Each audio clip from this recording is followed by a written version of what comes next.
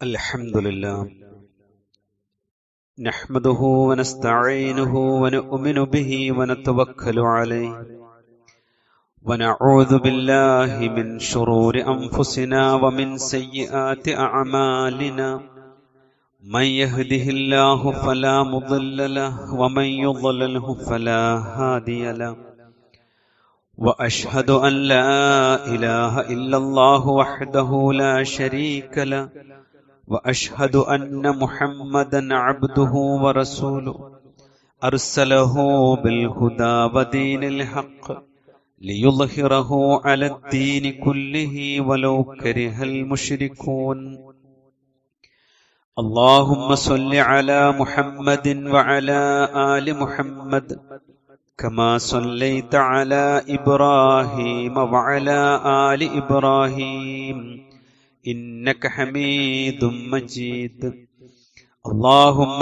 بارك على محمد وعلى آل محمد كما باركت على إبراهيم وعلى آل إبراهيم إنك حميد مجيد أما بعد فإن خير الكلام كلام الله وخير الهدي هدي محمد صلى الله عليه وسلم وشر الأمور محدثاتها وكل محدثة بدعة أعوذ بالله من الشيطان الرجيم بسم الله الرحمن الرحيم يا أيها الذين آمنوا اتقوا الله حق تقاته ولا تموتن إلا وأنتم مسلمون قد كان لكم آية في فئتين التقتا فئة تقاتل في سبيل الله وأخرى كافرة ترونهم مثليهم رأي العين والله يؤيد بنصره من يشاء إن في ذلك لعبرة لأولي الأبصار. ബഹുമാന്യരായ സത്യവിശ്വാസി വിശ്വാസിനികളെ, റഹ്മാനായ റബ്ബിന്റെ വിധിവിലക്കുകൾ ജീവിതത്തിന്റെ എല്ലാ മേഖലകളിലും സൂക്ഷിക്കണേയെന്ന് ആദ്യമായി സ്വന്തത്തെയും നിങ്ങളിൽ ഓരോരുത്തരെയും പ്രത്യേകമായി വസിയ്യത്ത് ചെയ്യുകയാണ്, ഓർമ്മപ്പെടുത്തുകയാണ്. റമളാനിന്റെ ആദ്യത്തെ 10 ദിനരാത്രങ്ങൾ നമുക്ക് പൂർത്തിയാക്കുവാൻ അല്ലാഹു തൗഫീഖ് നൽകി. അൽഹംദുലില്ലാഹ്. നാഥൻ നമ്മിൽ നിന്ന് സ്വീകരിക്കുമാറാവട്ടെ. റയ്യാൻ എന്ന കവാടത്തിൽ ഒന്നിച്ച് കണ്ടുമുട്ടുവാനുള്ള തൗഫീഖ് റഹ്മാനായ റബ്ബ് പ്രദാനം ചെയ്യുമാറാവട്ടെ. റമളാൻ അതിന്റെ തുടക്കം ആസൂത്രണത്തിൻ്റെതാണ്. എങ്ങനെ ജീവിക്കണം, എങ്ങനെയാണ് ഈ റമളാനിനെ ഞാൻ മുന്നോട്ട് കൊണ്ടുപോകേണ്ടത് എന്ന ഒരു തുടക്കവും ഒരു പരിശീലനവും. അവസാനത്തിലേക്ക് എത്തുമ്പോൾ അതിനെ നമ്മൾ തുടർന്നുള്ള നമ്മുടെ ജീവിതത്തിലെ അമലുകൾ നിലനിർത്തുവാനുള്ള ഒരു ശ്രദ്ധ കൂടി ഉണ്ടാകും. എന്നാൽ റമളാനിന്റെ മധ്യഭാഗം അത് ഓരോ മനുഷ്യനും സൂക്ഷ്മമായി വിലയിരുത്തുവാനുള്ളതാണ്. ഇനി എന്റെ മുന്നോട്ട് പോക്ക് എങ്ങനെയാവണം, എന്റെ ഈ നോമ്പിലും എന്റെ ജീവിതത്തിലും വല്ല പോരായ്മകളും ഉണ്ടോ, അത് പരിഹരിക്കാൻ എന്തുണ്ട് മാർഗം, ഇതൊക്കെ ഒന്ന് ഉറ്റാലോചിക്കുവാനുള്ള ഒരു അനുഗ്രഹീതമായ സമയമാണ് യഥാർത്ഥത്തിൽ രണ്ടാമത്തെ 10 എന്ന് പറയുന്നത്. ചില ബോധപൂർവമായ തീരുമാനങ്ങളും ചിന്തകളും ഒക്കെ ഉണ്ടാകുമ്പോഴാണ് നമുക്ക് ലക്ഷ്യത്തിൽ എത്തിച്ചേരാൻ പറ്റുക. ഒരു വിശ്വാസി എന്നുള്ള നിലക്ക് സഹോദരങ്ങളെ, നമ്മുടെ ജീവിതത്തിന് ചില സ്വപ്നങ്ങൾ ഉണ്ട്, അത് ഭൗതികമായി ഉണ്ട്. എന്നാൽ നാളെയുടെ ലോകത്ത് സുരക്ഷിതമായി സ്വർഗത്തിൽ എത്തിച്ചേരുവാനുള്ള സ്വപ്നങ്ങൾ പൂർത്തിയാകുവാനും നിറവേറ്റുവാനും നമുക്ക് അല്ലാഹു നൽകിയ മാസമാണ് റമളാൻ. ആ റമളാനിനെ അങ്ങനെ കാണുവാനും നാളെയുടെ പുലരാനിരിക്കുന്ന സ്വപ്നങ്ങൾ അനുഗ്രഹീതമായി തീരുവാനുള്ള പ്രാർത്ഥനയും പ്രവർത്തനവുമാണ് നമുക്കുണ്ടാവേണ്ടത്. റഹ്മാനായ റബ്ബ് തൗഫീഖ് നൽകുമാറാവട്ടെ. എന്താണ് നമ്മുടെ സ്വപ്നങ്ങൾ? മനസ്സിലാദ്യം വരിക നമ്മുടെ ജീവിതത്തിലെ പാപങ്ങളാണ്. അത് മുഴുവൻ പുറത്തു കിട്ടണം. ഈ റമദാനിൽ നമുക്കത് ലഭിച്ചേ പറ്റും. അള്ളാഹു തൗഫീഖ് നൽകുമാറാവട്ടെ. രണ്ടാമത്, പിശാചിന് നമുക്ക് ജയിക്കാൻ പറ്റണം. പിശാച് വല്ലാതെ നമ്മെ കീഴടക്കിയിട്ടുണ്ട്. പല നിലക്കും സ്വന്തമായി ആലോചിച്ചാൽ പിശാചാണ് നമ്മെ മുന്നോട്ട് കൊണ്ടുപോകുന്നത്. അവനെ പരാജയപ്പെടുത്താൻ കഴിയുക എന്നതാണ് നമ്മുടെ മറ്റൊരു ആഗ്രഹം. മറ്റൊന്ന്, ജീവിതത്തിൽ കുറെ നന്മകൾ ചെയ്യാനുള്ള അവസരങ്ങൾ ഉണ്ടായിരുന്നു, നഷ്ടപ്പെട്ടുപോയി. ഇനി നന്മകൾ വളർത്താനും അത് പോഷിപ്പിക്കുവാനുമുള്ള ഒരു ജീവിതം ലഭിക്കാനുമുള്ള ഒരു സാഹചര്യം ഉണ്ടാവണം. അത് നമ്മുടെ ആഗ്രഹമാണ്, സ്വപ്നമാണ്. മറ്റൊന്ന്, സഹനം ശീലിക്കുക എന്നുള്ളതാണ്. ഏതൊരു പ്രതിസന്ധിയും, അത് രാഷ്ട്രീയപരമാവാം, സാമൂഹികമാവാം, കുടുംബപരമാവാം, വ്യക്തിപരമാവാം, നമ്മുടെ സാമ്പത്തിക മേഖലകൾ ഏതുമാവട്ടെ, അവിടെയൊക്കെ സഹനം, ക്ഷമ, അത് ഉൾക്കൊള്ളുവാനുള്ള കരുത്ത് ലഭിക്കുക എന്നതാണ്. മറ്റൊന്ന് സഹോദരങ്ങളെ, അലസമായോ അശ്രദ്ധമായോ കടന്നുപോയ ആരാധന ഉള്ള ഒരു ജീവിതം നമുക്കുണ്ടായിരുന്നു. അതിൽ അലസതയും അശ്രദ്ധയും മാറ്റിവെച്ച് ശ്രദ്ധയും തഖ്വയും സൂക്ഷ്മതയും ഉള്ള ഒരു ആരാധന ജീവിതത്തിൽ അവസാനം വരെ നിലനിർത്തുവാനുള്ള ഒരു സ്വപ്നം നമുക്കുണ്ട്. ഇങ്ങനെ നമുക്ക് നാളെ ലഭിക്കാനുള്ള ജീവിതത്തെ, സ്വർഗത്തെ മുന്നിൽ കണ്ടുകൊണ്ട് സ്വപ്നം കാണുകയും ആഗ്രഹിക്കുകയും അധ്വാനിക്കുകയും പ്രാർത്ഥിക്കുകയും ചെയ്യേണ്ടുന്ന ഏറ്റവും അസുലഭമായ, ഇനി കിട്ടാത്ത, ഇനി നമ്മുടെ ജീവിതത്തിൽ ചിലപ്പോൾ തിരിച്ച് ഇതേ ആരോഗ്യത്തോടു കൂടി സന്ദർഭവും സാഹചര്യവും ഒക്കെ ഒത്ത് ഒരു റമദാൻ വന്നുകൊള്ളണം എന്നില്ല. അങ്ങനെയുള്ള ഒരു ചിന്തയോടു കൂടി ഇതിനെ നേടിയെടുക്കാൻ നമുക്ക് സാധിക്കുക എന്നതാണ്. വിശ്വാസികളെ, ഇതൊക്കെ സാധ്യമായിട്ടുണ്ട്. ഒരു 10 ദിവസം ഇങ്ങനെ നമ്മുടെ ജീവിതത്തിൽ മുന്നോട്ട് പോയപ്പോ ഇതിലേതൊക്കെയാണ് നമുക്ക് സാധ്യമായിട്ടുള്ളത്? ഖുർആൻ അവതരിച്ച അവതീർണമായ മാസം. ഈ അവതീർണമായ മാസത്തിൽ കഴിഞ്ഞ ദിനങ്ങൾ ഖുർആനുമായുള്ള ബന്ധം എങ്ങനെയായിരുന്നു? 2 രൂപത്തിലാണ് വിശ്വാസികൾക്ക് ഖുർആനുമായി ബന്ധമുണ്ടാവേണ്ടത്. ഒന്ന്, അതിന്റെ പഠനം തന്നെയാണ്, അതിന്റെ അർത്ഥം മനസ്സിലാക്കൽ തന്നെയാണ്, അതിന്റെ ആശയം മനസ്സിലാക്കൽ തന്നെയാണ്. അതാണ് ഒരു ജീവിതത്തിന്റെ ഏറ്റവും മർമ്മപ്രധാനമായ ലക്ഷ്യം. അതിൽ നമുക്ക് വിജയിക്കാൻ സാധിച്ചു. മറ്റൊന്ന് അതിന്റെ പാരായണം. ഇടതടവില്ലാതെ റമദാൻ മാസത്തിൽ ഖുർആൻ പാരായണം ചെയ്തുകൊണ്ടേയിരിക്കണം. എത്ര ക്ഷീണം വന്നാലും, എത്ര അസ്വസ്ഥതയുണ്ടായാലും, ഇല്ല എനിക്ക് ഇങ്ങനൊരു ചാൻസ് എനിക്ക് കിട്ടൂലല്ലോ റഹ്മാനെ എന്ന പ്രതീക്ഷയോടുകൂടി, ഒരു പരീക്ഷയ്ക്ക്, ഏറ്റവും വലിയൊരു പരീക്ഷ എഴുതാൻ കഠിനാധ്വാനിയായ ഒരു വിദ്യാർത്ഥി പരിശ്രമിക്കുന്നതിനേക്കാൾ നല്ല പരിശ്രമം ഖുർആനിന്റെ പഠന പാരായണത്തിൽ നമുക്കുണ്ടാവണം. എവിടെ എത്തി? എത്ര സൂറത്ത് പഠിച്ചു, എത്ര അർത്ഥം വായിച്ചു, എത്ര ആശയം മനസ്സിലാക്കി, എത്ര പേജുകൾ കടന്നുപോയി? ഇല്ല. അവിടെ നമ്മൾ പരാജയപ്പെട്ടിട്ടുണ്ടെങ്കിൽ വിശ്വാസികളെ, ഈ റമദാൻ നമുക്ക് പരാജയമാണ്. അള്ളാഹു കാത്തു സംരക്ഷിക്കുമാറാവട്ടെ. ഒരു തീരുമാനം എടുക്കേണ്ടുന്ന ഒരു സുദിനമാണ് ഈ വെള്ളിയാഴ്ച. വിശ്വാസികളെ, രണ്ടാമത് ഖുർആനിനോടുള്ള ബന്ധം എന്ന് പറയുന്നത് അതനുസരിച്ചുള്ളൊരു ജീവിതം. ഖുർആൻ എന്താണോ പറഞ്ഞത് അതനുസരിച്ച് എനിക്ക് ജീവിക്കണം. ഖുർആൻ പഠിപ്പിക്കുന്ന കാര്യങ്ങൾ നമ്മുടെ ജീവിതത്തിൽ ഒരു വഴിക്ക് ഇങ്ങനെ പോവാ, പിശാച് നയിക്കുന്ന വഴിയിലൂടെ നമ്മൾ ഇങ്ങനെ പോവാ. അതാണോ റമദാൻ? ഒരു മാറ്റവും നമ്മുടെ സ്വഭാവത്തിലോ നമ്മുടെ ചിന്തയിലോ ഉണ്ടായിട്ടില്ല എങ്കിൽ ഖുർആൻ അതിന്റെ വഴിക്ക് പോണുണ്ട്. നമ്മൾ പിശാചിന്റെ വഴിക്കും പോണുണ്ട്. നമ്മൾ രാവിലെ മുതൽ വൈകുന്നേരം വരെ പട്ടിണി കിടക്കുകയും ചെയ്യുന്നുണ്ട്. അള്ളാഹ്ക്ക് വേണ്ടാന്ന്. ഈ പിശാചിനെ തോൽപ്പിക്കുന്നിടത്ത്, നമ്മുടെ കയ്യിലുള്ള മൊബൈൽ ഫോൺ ഒന്ന് മാറ്റിവെക്കുന്നിടത്ത്, നമ്മുടെ ദുഷിച്ച ചിന്തകളിൽ നിന്ന് മനസ്സിനെ ഒന്ന് കെട്ടുപാടുകളിൽ നിന്ന് മാറ്റിയെടുക്കുന്നിടത്ത്, നമ്മുടെ ദുനിയാവ് മാത്രം ആഗ്രഹിച്ചുകൊണ്ടുള്ള വ്യവഹാരങ്ങളിലുള്ള നെട്ടോട്ടങ്ങളിൽ നിന്ന് ഒന്ന് കണ്ണടച്ച് ഒന്ന് പിന്തിരിഞ്ഞ് അള്ളാഹുവിന്റെ ഖുർആനിലേക്കും പള്ളിയിലേക്കും ദിക്റിലേക്കും പ്രാർത്ഥനകളിലേക്കും ഒക്കെ ഒന്ന് തിരിച്ചു നടക്കാൻ നമുക്ക് സാധിച്ചിട്ടുണ്ടെങ്കിൽ ഖുർആനിന്റെ കൂടെ നമ്മൾ സഞ്ചരിക്കുന്നു എന്നാണ്. വിശ്വാസികളെ, വല്ലാത്തൊരു ഉത്ബോധനമാണ് ഖുർആൻ നമ്മളോട് പറയുന്നത്. കാരണം എന്താ അറിയോ, ഇത് എത്ര ശ്രമിച്ചാലും പിശാച് നമ്മെ സ്വാധീനിക്കും. ആ പിശാച് അത് ടിവിന്റെ രൂപത്തിൽ വരും, മൊബൈലിന്റെ രൂപത്തിൽ വരും, ചിലപ്പോൾ സ്ത്രീകളുടെ രൂപത്തിൽ വരും, പുരുഷന്മാരുടെ രൂപത്തിൽ വരും, കളിതമാശകളുടെ രൂപത്തിൽ വരും.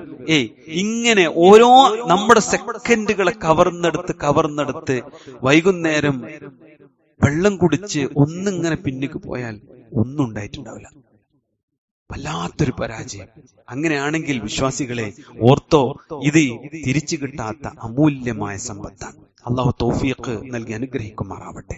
സഹോദരങ്ങളെ, രണ്ടാമത് നമ്മുടെ ജീവിതത്തിൽ നാം ശ്രദ്ധിക്കേണ്ടുന്ന ഒരു കാര്യം, വിശ്വാസത്തിൽ എന്തെങ്കിലും ഒരു മാലിന്യം കലർന്നു പോയാൽ അതോടുകൂടി ഈ ചെയ്യുന്ന അമല് മുഴുവൻ ബാത്തിലായി പോകും.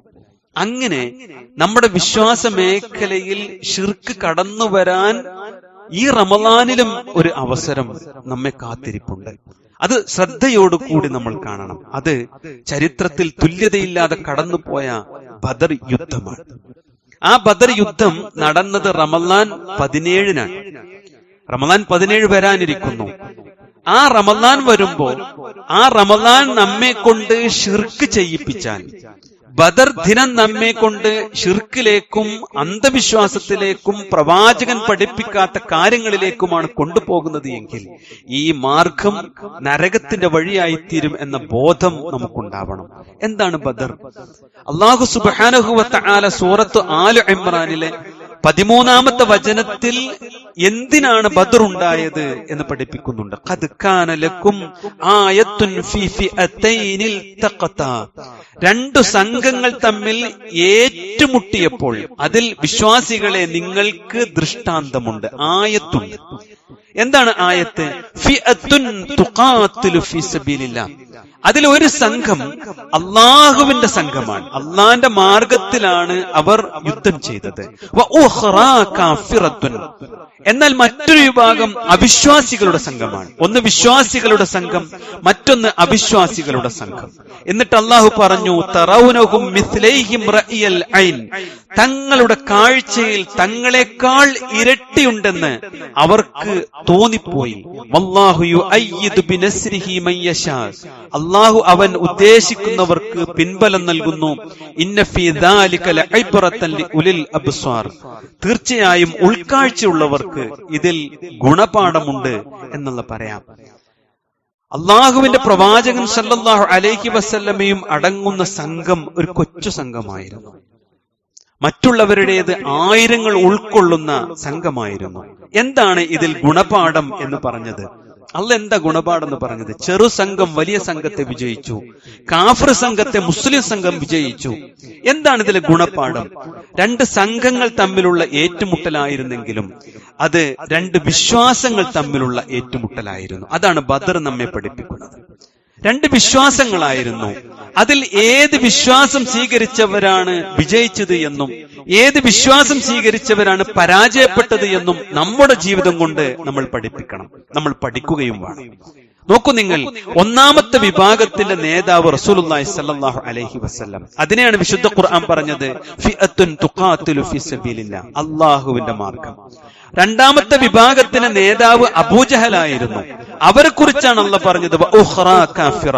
അവർ അവിശ്വാസികളുടെ സംഘമായിരുന്നു. എന്താണ് പ്രവാചകന്റെ വിശ്വാസം? എന്താണ് അബൂജഹലിന്റെ വിശ്വാസം? മൂന്ന് കാര്യങ്ങളിൽ ഈ രണ്ട് സംഘങ്ങളും യോജിപ്പുണ്ടായിരുന്നു. ഏതാണ്? ഒന്ന്, ഈ ലോകത്തിനൊരു സൃഷ്ടാവ് ഉണ്ട് എന്ന കാര്യത്തിൽ. രണ്ട്, ആ സൃഷ്ടാവ് ഏകനാണ് എന്ന കാര്യത്തിൽ. മൂന്ന്, ആ സൃഷ്ടാവിനോട് പ്രാർത്ഥിക്കണം എന്ന വിഷയത്തിൽ ഈ രണ്ടു സംഘങ്ങളും ഒരേ വിശ്വാസക്കാരായിരുന്നു. അല്ലാഹു സുബ്ഹാനഹു വ തആല പറഞ്ഞു, വല ഇൻ സഅൽതഹും, നബിയെ അവരോട് ചോദിച്ചു നോക്ക്, കാഫിർ സംഘത്തോട് ചോദിച്ചു നോക്ക്, മൻ ഖലഖസ് സമാവാതി വൽ അർള്, ആകാശഭൂമികളെ സൃഷ്ടിച്ചത് ആരാണ്? വസഖറ ശംസ വൽ ഖമർ, സൂര്യ ചന്ദ്രന്മാരെ കീഴ്പ്പെടുത്തുകയും ചെയ്തവൻ ആര് എന്ന് ചോദിച്ചാൽ അവർക്ക് വ്യത്യസ്തമായ മറുപടിയില്ല. ലയഖൂലുന്നല്ലാഹ്, അല്ലാഹുവാണ് ഈ ലോകത്തെ സൃഷ്ടിച്ചത്, ഈ പ്രപഞ്ചത്തെ നിയന്ത്രിക്കുന്നത് എന്ന കാര്യത്തിൽ അബൂജഹലിനും കൂട്ടരിനും യാതൊരു അഭിപ്രായ വ്യത്യാസവും ഉണ്ടായിരുന്നില്ല. ഇനിയോ, അവർ ജീവിതത്തിൽ ഒരു യാത്ര നടത്തി. കരയിൽ നിന്ന് കടലിലേക്ക് ഒരു യാത്ര നടത്തുമ്പോൾ അവരുടെ പ്രാർത്ഥനയെ കുറിച്ച് അല്ലാഹു പറഞ്ഞു, ഫഇദാ റകിബൂ ഫിൽ ഫുൽക്, അവർ ഒരു കപ്പൽ യാത്ര നടത്തിയാൽ ദഅഉല്ലാഹ മുഖ്ലിസീന ലഹുദ്ദീൻ, അല്ലാഹുവേ കാക്കണേ, പടച്ചോനെ സംരക്ഷിക്കണേ എന്ന പ്രാർത്ഥന അവരിൽ നിന്ന് ഉണ്ടാകും. ഇത് എല്ലാവരും അംഗീകരിക്കുന്നു. സൃഷ്ടാവുണ്ട്, ആ സൃഷ്ടാവിനോട് പ്രാർത്ഥിക്കണം, അത് അള്ളയാണ്, ഏകനാണ് എന്നൊക്കെ അവർ രണ്ടു കൂട്ടരും, നബിയും സംഘവും അതുപോലെ അബൂജഹലും സംഘവും അംഗീകരിച്ചിരുന്നു. പിന്നെ എന്തിനാണ് ബദർ ഉണ്ടായത്? അല്ലല്ല എന്ന് പറഞ്ഞതിന്റെ പേരിലാണോ യുദ്ധം? ആണോ? അള്ളാഹുവിനോട് പ്രാർത്ഥിക്കണം എന്ന് പറഞ്ഞതിനാണോ യുദ്ധം? അല്ല. നബി സല്ലല്ലാഹു അലൈഹി വസല്ലമയുടെ പ്രാർത്ഥന നിർണായകമായ ഘട്ടത്തിലാണെങ്കിലും ജീവിതത്തിന്റെ സാധാരണ ഗതിവിഗതികൾ നടന്നുകൊണ്ടിരിക്കുന്ന സെക്കൻഡുകളിലാണെങ്കിലും അള്ളാഹുവിനോട് മാത്രമാണ് പ്രാർത്ഥന. അള്ളാഹുവിന്റെ പ്രവാചകൻ സല്ലല്ലാഹു അലൈഹി വസല്ലമ ബദറിന്റെ രണഭൂമിയിലേക്ക് പുറപ്പെടുന്നതിന് മുമ്പ് നടത്തിയ പ്രാർത്ഥനയുണ്ട്. അല്ലാഹുമ്മ ഇൻ തുഹ്ലിക് ഹാദിഹിൽ ഉസാബ, അല്ലാഹുവേ ഈ ഒരു കൊച്ചു സംഘത്തെ എങ്ങാനും നീ നശിപ്പിച്ചു കളഞ്ഞാൽ ഫലൻ തുഅബദ് ഫിൽ അർളി അബദ, നിന്നെ മാത്രം ആരാധിക്കുന്ന ഒരു സംഘം പിന്നെ ഈ ഭൂമി പുറത്തുണ്ടാകൂല. അതാണ് പ്രവാചകന്റെ പ്രാർത്ഥന. പ്രവാചകൻ ഓരോ റക്അത്തിലും വിശ്വാസികളെ കൊണ്ട് പ്രാർത്ഥിക്കാൻ പഠിപ്പിക്കുകയും ഇമാമിൽ നിന്ന് പ്രാർത്ഥിക്കുകയും ചെയ്തു. ഇയ്യാക നഅ്ബുദു വ ഇയ്യാക നസ്തഈൻ, അല്ലാഹുവേ നിന്നെ മാത്രം ഞങ്ങൾ ആരാധിക്കുന്നു, നിന്നോട് മാത്രം ഞങ്ങൾ സഹായം തേടുകയും ചെയ്യുന്നു. ഇതാണ് പ്രവാചകന്റെ പ്രാർത്ഥന. എന്നാൽ പ്രതിസന്ധി ഘട്ടം അങ്ങ് കഴിഞ്ഞാൽ അബൂജഹലിന്റെ പ്രാർത്ഥന മാറും. അതാണ് വിശുദ്ധ ഖുർആൻ പറഞ്ഞത്, ഫലമ്മാ നജ്ജാഹും ഇലൽ ബർ, അവരെ അല്ലാഹു കരയിലേക്ക് സുരക്ഷിതമായി എത്തിച്ചാൽ ഇദാഹും യുശ്രികൂൻ, അവർ മരിച്ചുപോയ മഹത്തുക്കളെ വിളിച്ചു പ്രാർത്ഥിച്ചുകൊണ്ട് അവർ ശിർക്ക് ചെയ്യും. മരിച്ചുപോയ മഹാന്മാരെ അവർ വിളിച്ചു പ്രാർത്ഥിക്കും. അതാണ് അബൂജഹൽ ചെയ്തിട്ടുള്ള ശിർക്ക് എന്ന് നമ്മൾ അറിയണം. അതിന് അബൂജഹൽ 3 ന്യായങ്ങൾ പറഞ്ഞതായി വിശുദ്ധ ഖുർആൻ തന്നെ പഠിപ്പിക്കുന്നുണ്ട്. തങ്ങൾ ജീവിതത്തിൽ പാപികളാണ്, തെറ്റ് ചെയ്തവരാണ്. അതുകൊണ്ട് നേർക്ക് നേരെ അള്ളാഹുവിനോട് പ്രാർത്ഥിച്ചാൽ അള്ളാഹ് സ്വീകരിക്കൂല. അതുകൊണ്ട് മുൻ കഴിഞ്ഞു പോയ മഹത്തുക്കളായ പാപം ചെയ്യാത്ത ഞങ്ങൾ മുഖ്ലിസീങ്ങളാണ് എന്ന് വിശ്വസിച്ച ആ സച്ചരിതരായ ആളുകളോട് ഇടതേടിയാൽ, ആ ആളുകൾ ഞങ്ങൾക്ക് വേണ്ടി അള്ളാഹുവിനോട് ശുപാർശ പറഞ്ഞാൽ ഞങ്ങൾ സ്വർഗത്തിലേക്ക് എത്തുമെന്ന് അബൂജഹൽ വിശ്വസിച്ചിരുന്നു. വിശുദ്ധ ഖുർആൻ ഇങ്ങനെയാണ് അക്കാര്യം നമ്മെ പഠിപ്പിക്കുന്നത്. മാ നഅ്ബുദുഹും ഇല്ലാ ലിയുഖർരിബൂനാ ഇലല്ലാഹി സുൽഫാ, ഞങ്ങൾ അവരെ ആരാധിക്കുന്നില്ല എന്തിനല്ലാതെ അള്ളാഹുവിലേക്ക് കൂടുതൽ ഞങ്ങളെ അടുപ്പിക്കുവാൻ വേണ്ടിയല്ലാതെ. ആ മഹത്തുക്കളോട് അവർ ആരാധന നടത്തുന്നത് അവർ അള്ളാഹുവിലേക്ക് അടുപ്പിക്കുവാൻ വേണ്ടിയാണ്. രണ്ടാമത് അവർ പറഞ്ഞു, വയഖൂലൂന ഹൗലാഇ ശുഫആഉന ഇൻദല്ലാഹ്, നാളെ അള്ളാഹുവിന്റെ കോടതിയിൽ വന്നാൽ ഈ മരിച്ചുപോയ മഹത്തുക്കൾ ഞങ്ങൾക്ക് വേണ്ടി അള്ളാഹിനോട് ഇന്റെ ആളുകളാണ്, ഞങ്ങളെ കൂടെ ഇവരെയും കൂടി സ്വർഗത്തിലേക്ക് ആക്ക് റഹ്മാനെ എന്ന് ശുപാർശ പറയും എന്നവർ പറഞ്ഞിരുന്നു. മൂന്നാമത് അവർ പറഞ്ഞ ന്യായം, ഇത് മുഹമ്മദ് നബി സല്ലല്ലാഹു അലൈഹി വസല്ലം വരുന്നതിന് മുൻപും ഈ നാട്ടിലുണ്ടായ പഴയ മതത്തിന്റെ ആൾക്കാർ ഞങ്ങളാണ് പാരമ്പര്യത്തിന്റെ ആളുകൾ. ഖാലൂ ബൽ നത്തബിഉ മാ വജദ്നാ അലൈഹി അബാഅന, ഞങ്ങളുടെ പൂർവികരായ പിതാക്കൾ കൊണ്ടു നടന്നതല്ലാതെ ഞങ്ങൾ ഒന്നും കൊണ്ടു നടക്കുന്നില്ല. വാപ്പ ചെയ്തു, ഞങ്ങളും ചെയ്തു. ഇതാണ് അന്ന് അബൂജഹലും കൂട്ടരും പറഞ്ഞത്. ഈ വിശ്വാസം തെറ്റായിരുന്നു എന്ന് ബദർ നമ്മെ പഠിപ്പിക്കുന്നുണ്ട്. എന്നാൽ അള്ളാഹു പ്രവാചകനിലൂടെ പഠിപ്പിച്ച വിശ്വാസം എന്താണ്? അള്ളാഹുവിനോട് മാത്രം പ്രാർത്ഥിക്കണം. വലഖദ് ഖലഖ്നൽ ഇൻസാൻ, തീർച്ചയായും നാമാണ് മനുഷ്യരെ സൃഷ്ടിച്ചിട്ടുള്ളത്. വനഅലമു മാ തുവസ്വിസു ബിഹി നഫ്സു, അവന്റെ മനസ്സിന്റെ ഉള്ളിൽ നിന്നുള്ള ചിന്തയും വിചാരവും വികാരവും വാക്കും എനിക്കറിയാം. അല്ലാഹു പറയാ വനഹ്നു അഖ്റബു ഇലൈഹി മിൻ ഹബ്ലിൽ വരീദ്. അവന്റെ കണ്ടനാടിയേക്കാൾ അവന്റെ ജീവനേക്കാൾ അവനോട് ഏറ്റവും അടുത്തവൻ ഞാനാണ്. അല്ലാഹു പറയാ അള്ളയാണ് ഏറ്റവും സമീപസ്ഥൻ. അള്ളാഹുവാണ് മനസ്സിന്റെ മന്ത്രണങ്ങൾ അറിയുന്നവൻ, എല്ലാ മന്ത്രങ്ങളും ചിന്തകളും അറിയുന്നവൻ ഞാനാണ്. അവന്റെ ഏത് പ്രതിസന്ധിയും കൃത്യമായി അറിയുന്നവൻ ഞാനാണ്. അതുകൊണ്ട് അള്ളാഹുവിനോട് മാത്രം നിങ്ങൾ പ്രാർത്ഥിക്കണം എന്ന് വിശുദ്ധ ഖുർആൻ നമ്മെ പഠിപ്പിക്കുന്നു. ഈ വിശ്വാസമാണ് മുഹമ്മദ് മുസ്തഫ റസൂൽ കരീം സല്ലല്ലാഹു അലൈഹി വസല്ലമയും ബദരീങ്ങളും സ്വീകരിച്ചത്. അതുകൊണ്ട് റഹ്മാനായ റബ്ബ് ബദറിൽ അവരെ വിജയിപ്പിച്ചു. എന്നാൽ മരിച്ചുപോയ മഹത്തുക്കളെ വിളിച്ചു പ്രാർത്ഥിക്കുകയും അതോടൊപ്പം അള്ളാഹു തങ്ങളെ കാക്കുമെന്ന് വിശ്വസിക്കുകയും മരിച്ചുപോയ മഹത്തുക്കൾ നാളെ ഞങ്ങൾക്ക് ശുപാർശ പറയുമെന്ന് വിശ്വസിക്കുകയും അതോടൊപ്പം അള്ളാഹു വലിയ പ്രതീക്ഷ വെക്കുകയും ചെയ്തവരായിരുന്നു അബൂജഹലും കൂട്ടരും. അതോടൊപ്പം മുഹമ്മദ് നബി സല്ലല്ലാഹു അലൈഹി വസല്ലമ കൊണ്ടുവന്ന മതം പുത്തനാണ് എന്നും ഞങ്ങളാണ് പാരമ്പര്യവാദികളും എന്ന് അവർ വിശ്വസിക്കുകയും അതിനുവേണ്ടി മുഹമ്മദ് നബി സല്ലല്ലാഹു അലൈഹി വസല്ലമയെയും അനുചരന്മാരെയും ശത്രുക്കളായി കാണുകയും ചെയ്തു. വിശ്വാസികളെ, ഇതിൽ നമ്മുടെ വിശ്വാസം ഏതാണ്? അബൂജഹലിന്റെ വിശ്വാസമാണോ നമുക്കുള്ളത്? അന്ന് മക്കാ മുശ്രിക്കുകൾ സ്വീകരിച്ച വിശ്വാസമാണോ നമുക്കുള്ളത്? അള്ളാഹിനോടൊപ്പം അള്ള സഹായിക്കുന്നവരും ഉണ്ട് എന്ന് പറയാനാണെങ്കിൽ അബൂജഹലിന്റെ വിശ്വാസമാണ്. എന്നാൽ മരിച്ചു പോയവർ എത്ര മഹത്തുക്കളാണെങ്കിലും അവർ എത്ര മഹാന്മാരാണെങ്കിലും അല്ലാഹു സുബ്ഹാനഹു വ തആലയോട് മാത്രമേ പ്രാർത്ഥിക്കാവൂ. കാരണം പ്രവാചകൻ ജീവിച്ച മണ്ണിൽ ഖലീലുല്ലാഹി ഇബ്രാഹിം നബി അലൈഹിസ്സലാം കടന്നു പോയിട്ടുണ്ട്. അദ്ദേഹത്തിന്റെ മകൻ ഇസ്മായിൽ അലൈഹിസ്സലാം ജീവിച്ച് മരണപ്പെട്ടു പോയിട്ടുണ്ട്. ഹാജറ ബീവിയും അവിടെ മരണപ്പെട്ടു പോയിട്ടുണ്ട്. ഈ മഹത്തുക്കളെക്കാൾ വലിയ മഹത്തുക്കൾ ചരിത്രത്തിലില്ലല്ലോ. അവരോട് പ്രവാചകൻ ജീവിതത്തിന്റെ പ്രതിസന്ധിയിലോ സാധാരണ ഘട്ടത്തിലോ യാ ഇബ്രാഹിം, യാ ഇസ്മായിൽ, യാ ഹാജറ ഒറ്റ വിളി പോലും പ്രവാചക ചരിത്രത്തിലില്ല. പിന്നെ കാണാനുള്ളത് എന്താ? അല്ലാഹ്, യാ അല്ലാഹ്, അല്ലാഹുമ്മ റബ്ബി, ഈ വിളികൾ മാത്രമാണ്. വിശ്വാസികളെ, പ്രവാചകന്റെ വിശ്വാസത്തെ സ്വീകരിക്കുന്നിടത്താണ് നമ്മൾ വിജയിക്കേണ്ടത്. എന്നാൽ ബദരീങ്ങളെ സ്നേഹിക്കേണ്ടതില്ലേ? ബദർ ശുഹദാക്കളോട് സ്നേഹം വേണ്ടതില്ലേ? തീർച്ചയായും ബദരീങ്ങളെ സ്നേഹിക്കാത്തവർ നരകത്തിലാണ്. ബദരീങ്ങളെ സ്നേഹിക്കാത്തവർ നരകത്തിലാണ്. കാരണം ബദറിന്റെ നേതാവ് മുഹമ്മദ് മുസ്തഫ റസൂൽ കരീം സല്ലല്ലാഹു അലൈഹി വസല്ലമയാണ്. നബിയെ സ്നേഹിക്കുക എന്നുള്ളത് ജീവിതത്തിൽ നിർബന്ധമായ കാര്യമാണ്. ഖുൽ, നബിയെ പറയുക, ഇൻ കുൻതും തുഹിബ്ബൂനല്ലാഹ്, നിങ്ങൾ അല്ലാഹുവിനെ ഇഷ്ടപ്പെടുന്നുവെങ്കിൽ ഫത്തബിഊനി, നിങ്ങൾ എന്നെ പിൻപറ്റണം. യുഹ്ബിബുക്കുമുല്ലാഹ്, അല്ലാഹു നിങ്ങളെ ഇഷ്ടപ്പെടും. വയഗ്ഫിർ ലക്കും ദുനൂബക്കും, നിങ്ങളുടെ പാപങ്ങൾ അല്ലാഹു പുറത്തു തരും. വല്ലാഹു ഗഫൂറുർ റഹീം, അല്ലാഹു ഏറെ പൊറുക്കുന്നവനും കരുണാവാരിധിയുമാണ്. എങ്കിൽ ആ ബദരീങ്ങളെ എങ്ങനെയാണ് സ്നേഹിക്കേണ്ടത്? ആ ബദരീങ്ങളെ സ്നേഹിക്കേണ്ടത് അവരെ പിൻപറ്റിക്കൊണ്ടാണ്, അള്ളാഹുവിന്റെ പ്രവാചകനെ പിൻപറ്റിക്കൊണ്ടാണ്. പ്രവാചകൻ മുഹമ്മദ് മുസ്തഫ റസൂൽ കരീം സല്ലല്ലാഹു അലൈഹി വസല്ലമയും സഹാബത്തും ആരെയാണോ വിളിച്ചു പ്രാർത്ഥിച്ചത് ആ അള്ളാഹുവിനോടെ വിളിച്ചു പ്രാർത്ഥിക്കാവൂ. ആ നബിയും സഹാബത്തും ആരോടാണോ സഹായം തേടിയത് ആ റഹ്മാനായ റബ്ബിനോട് മാത്രമേ സഹായം തേടാവൂ. നോക്കൂ നിങ്ങൾ, അവർ അല്ലാഹുവിനോട് പ്രാർത്ഥിച്ച സഹായം തേടിയ സന്ദർഭത്തെ അല്ലാഹ് ഇങ്ങനെ പറയുന്നുണ്ട് വിശുദ്ധ ഖുർആനിൽ, ഇത് തസ്തഗീസൂന റബ്ബക്കും, അവർ എന്നോട് സഹായം തേടിയ സന്ദർഭം, ഫസ്തജാബ ലക്കും, നാം അവർക്ക് ഉത്തരം നൽകിയിരിക്കുന്നു. ബദറിൽ അല്ലാഹ് പ്രാർത്ഥനയ്ക്ക് ഉത്തരം കൊടുത്തു.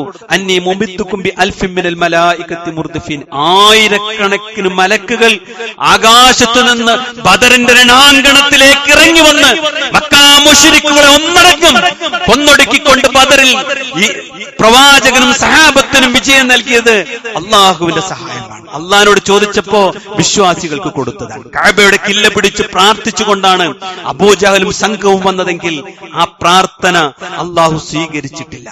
നോക്കൂ നിങ്ങൾ, ഇനി ഇതാ ബദറിന്റെ ആ റമദാൻ 17 വരുമ്പോ 313 പത്തിരി ഉണ്ടാക്കുന്ന വീടുകൾ നമ്മുടെ വീടുകളിൽ ഉണ്ടാകും. വലിയ നേർച്ച മൃഗങ്ങളെ കൊണ്ടുവരും.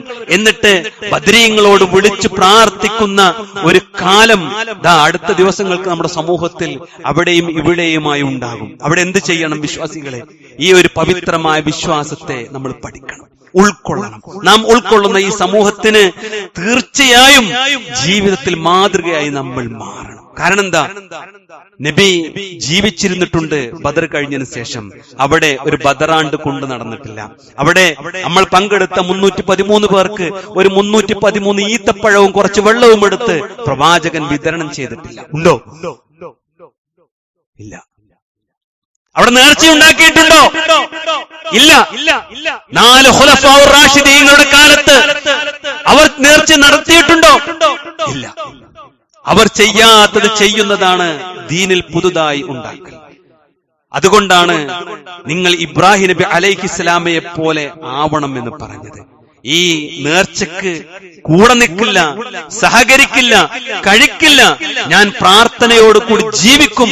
ആ ബദരീങ്ങളെ ഓർത്തുകൊണ്ട് അവരുടെ സുന്നത്തുകൾ ജീവിതത്തിൽ പാലിച്ചുകൊണ്ട് ഞാൻ ജീവിക്കുമെന്ന് സ്വയം നിശ്ചയിക്കുക മാത്രമല്ല, ഇബ്രാഹിം നബി അലൈഹിസ്സലാമയെ പോലെ നാട്ടിൽ അത്തരം വിശ്വാസങ്ങളും ആചാരങ്ങളും കൊണ്ടു നടക്കുന്നവരോട് നിങ്ങൾക്ക് തെറ്റുപറ്റിയിട്ടുണ്ടെന്ന് പറയാൻ, ശരി ഇന്നതാണെന്ന് പറയാനും നമുക്ക് കഴിയണം. ഇത് ഖാലൂ ലിഖൗമിഹിം, ഇബ്രാഹിം നബി അലൈഹിസ്സലാം തന്റെ ജനതയോട് പറഞ്ഞു, ഇന്നാ ബുറആഉ മിൻകും വമിമ്മാ തഅബുദൂൻ, നിങ്ങൾ ആരാധിച്ചുകൊണ്ടിരിക്കുന്ന ഈ നേർച്ച ആചാരങ്ങളിൽ നിന്ന് ഞാൻ ഒഴിവാക്കപ്പെട്ടിരിക്കുന്നു, ഞാൻ നിങ്ങളുടെ കൂടെയില്ലെന്ന് ഇബ്രാഹിം നബി അലൈഹിസ്സലാം പറഞ്ഞതുപോലെ പറയാൻ വിശ്വാസികളെ നമുക്ക് കഴിയണം. കാരണം അവരോടുള്ള ദേഷ്യമല്ല, അവരോടുള്ള സ്നേഹമാണ്, അവരോടുള്ള ഇഷ്ടമാണ്, അവരോടുള്ള അനുകമ്പയാണ്.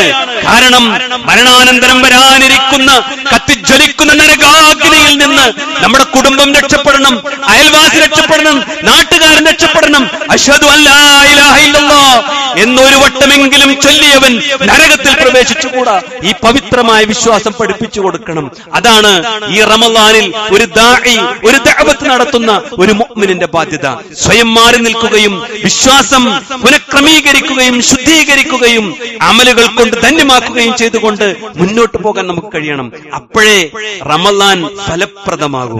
അപ്പോഴേ റമളാൻ നമുക്ക് റയ്യാൻ എന്ന കവാടം തുറന്ന് നമുക്ക് പ്രവേശിക്കാൻ സാധിക്കൂ. അല്ലാഹു തൗഫീഖ് നൽകി അനുഗ്രഹിക്കുമാറാവട്ടെ.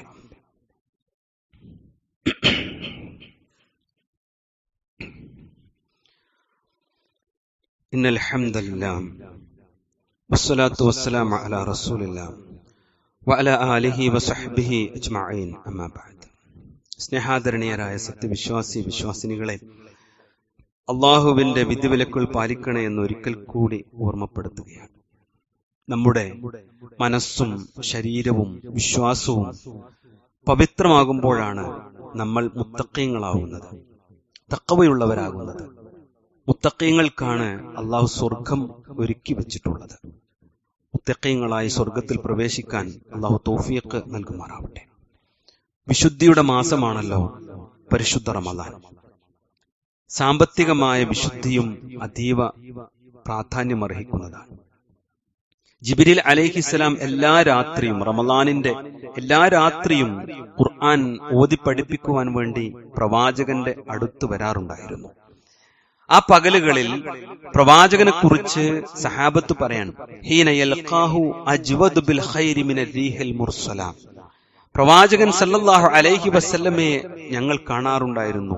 സർവത്ര അടിച്ചു വീശിക്കൊണ്ടിരിക്കുന്ന ഒരു കാറ്റ് പോലെ ദാനം ചെയ്യുന്ന ഒരു പ്രവാചകനെയാണ് ഞങ്ങൾ കണ്ടിരുന്നത് എന്ന് പ്രവാചകൻ മുഹമ്മദ് മുസ്തഫ റസൂൽ കരീം സല്ലല്ലാഹു അലൈഹി വസല്ലമയെ കുറിച്ച് സഹാബത്ത് പറയാം. സഹോദരങ്ങളെ, നബി സല്ലല്ലാഹു അലൈഹി വസല്ലമ പണക്കാരനായിരുന്നില്ല, മറിച്ച് ദരിദ്രനായിരുന്നു, പട്ടിണിക്കാരനായിരുന്നു. ആ പ്രവാചകന്റെ കയ്യിൽ എന്തു ലഭിച്ചാലും അത് തന്റെ ആവശ്യക്കാർക്ക് ചെലവഴിക്കുന്ന ഒരു പ്രവാചകന്റെ ചരിത്രം നമുക്കുണ്ട്. നമ്മളോ? നമുക്ക് അല്ലാഹു സുബ്ഹാനഹു വ തആല ധാരാളം അനുഗ്രഹങ്ങൾ നൽകിയിട്ടുണ്ട്. അതിൽ നിന്ന് നമ്മുടെ ആവശ്യവും അടുത്ത തലമുറക്കുള്ള ആവശ്യവും കഴിഞ്ഞാലും ദാനം ചെയ്യാൻ നമുക്ക് പ്രേരണ ലഭിക്കുന്നില്ല. അല്ലാഹ് പറയാ, മസലുൽ ലദീന യുൻഫിഖൂന അംവാലഹും ഫീ സബീലില്ലാഹ്, അള്ളാഹുവിന്റെ മാർഗത്തിൽ പണം ചിലവഴിക്കുന്നവരെ അള്ളാഹു ഉപമിച്ചിട്ടുള്ളത് കമസലി ഹബ്ബത്തിൻ, ഒരു ധാന്യമണിയോടാണ്. ആ ധാന്യമണിക്കുള്ള പ്രത്യേകത അംബത്തത്ത് സബ്അ സനാബിൽ, അതാണ് മുളച്ചാൽ 7 കതിർക്കുലകൾ ഉണ്ടാകും. ഒറ്റ വിത്ത് 7 കതിർക്കുലകൾ ഉണ്ടാകും. ഫീ കുല്ലി സുംബുലത്തിൻ മിഅത്തു ഹബ്ബ, ഓരോന്നിലും 100 വീതം ധാന്യങ്ങൾ ഉണ്ടാകും. ഒറ്റ വിത്തിനെ കുറിച്ചല്ല പറഞ്ഞത്, 1 രൂപയെ കുറിച്ചാണ് അല്ലാഹ് പറഞ്ഞത്. വല്ലാഹു യുളാഇഫു ലിമൻ യശാ, അല്ലാഹു അവൻ ഉദ്ദേശിക്കുന്നവർക്ക് ഇരട്ടിപ്പിച്ച് നൽകുന്നു, ഇരട്ടിയായി നൽകുന്നു. വല്ലാഹു വാസിഉൻ അലീം, അല്ലാഹു വിപുലമായ കഴിവുള്ളവനാണ്. എന്തേ അല്ലാഹ് ഈ ആയത്തിലൂടെ അൽ ബഖറയിലെ 261-ാമത്തെ ആയത്തിൽ പറഞ്ഞത്? 1 ഉറുപ്പ്യ കൊടുത്താൽ 700 രൂപ കൊടുത്ത പ്രതിഫലം കിട്ടും. 10 രൂപ കൊടുത്തവന് 7000 കൊടുത്തതിന്റെ പ്രതിഫലം കിട്ടും. 100 കൊടുത്തവന് 70,000 പ്രതിഫലം കിട്ടും. 1000 കൊടുത്തവന് 7 ലക്ഷത്തിന്റെ പ്രതിഫലം കിട്ടും.